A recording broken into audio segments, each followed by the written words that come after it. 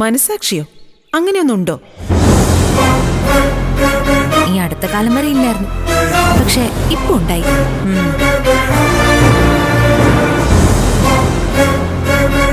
ചവർപ്പും കവർപ്പൊന്നും ഇല്ലല്ലോ അല്ലേ? ഇപ്പൊ കളക്ടർ എന്ത് പറയുന്നു? എന്റെ ചെറുമകൾ ശരിക്കും നന്നായില്ലേ? നന്നായ ചെറുമകൾക്ക് കൊള്ളാം. ഏതായാലും ഞാനും പൂജ ഒരു തീരുമാനം എടുത്തു കേട്ടോ. എന്റെ മോളെ ഞാൻ പൂജയ്ക്ക് കൊടുക്കാൻ പോവാണെന്ന് പറഞ്ഞ ഒരമ്മയുടെ സ്ഥാനത്ത് നിന്ന് വളർത്താൻ ഏൽപ്പിക്കുന്നു. അപ്പൊ പിന്നെ അതിന്റെ യഥാർത്ഥ അമ്മ എന്തി? അങ്ങനെ ഞങ്ങൾക്കിടയിൽ ഒരു വേർതിരിവില്ല. ഈ പറഞ്ഞതൊരു മറുപടി അല്ലല്ലോ ആത്മജെ. നിന്റെ കൊച്ചിന്റെ ചെല്ലും ചെലവും നോക്കി എന്റെ മകളും മരുമകനും അതിനെ വളർത്തുക എന്ന് പറഞ്ഞാ അത് ബുദ്ധിമുട്ടുള്ള കാര്യല്ലേ?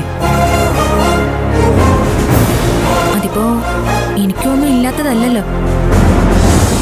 ആവശ്യത്തിനേറെ സ്വത്തും മുതലുമുണ്ട്. അങ്ങനെ എന്തെങ്കിലും ഔദാര്യം പ്രതീക്ഷിച്ചല്ല കുഞ്ഞിനെ അവരെ ഏൽപ്പിക്കുന്നെന്ന് മനസ്സിലായല്ലോ. അതൊക്കെ മനസ്സിലായി.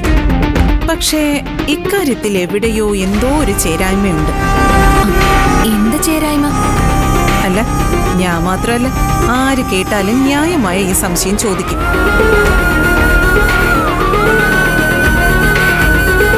8 വർഷം കാത്തിരുന്ന് ദൈവം ഒരു കുഞ്ഞിനെ തന്നിട്ട് ആത്മജ എന്തിനാ അതിനെ മറ്റൊരാൾക്ക് കൊടുക്കുന്നത്? പോട്ടെ, അതൊക്കെ ഓരോരുത്തരുടെ ഇഷ്ടം. നാളെ ഈ ഇഷ്ടം മാറിയാലോ? മായ എന്തൊക്കെയായി പറയുന്നത്?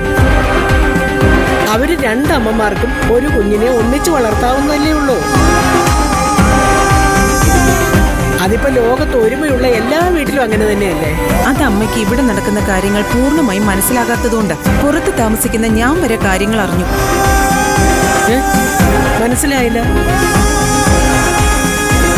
കുഞ്ഞിന്റെ എല്ലാ ഉത്തരവാദിത്വവും ആദ്യം പൂജയെ ഏൽപ്പിക്കാനാ ആത്മജയുടെ തീരുമാനം. അല്ലേ ആത്മജ? അതെ, അതന്നെയാ. അതിലിപ്പോ എന്താ തെറ്റ്? ആദ്യം പൂജയും കുഞ്ഞിനെ വളർത്തുന്നതാണ് ആത്മജയ്ക്ക് ഇഷ്ടമെങ്കിൽ ഒരു കാര്യം ചെയ്യാം. നിയമപരമായി അതിനെ അവർക്ക് ദത്തു കൊടുത്തേക്ക്.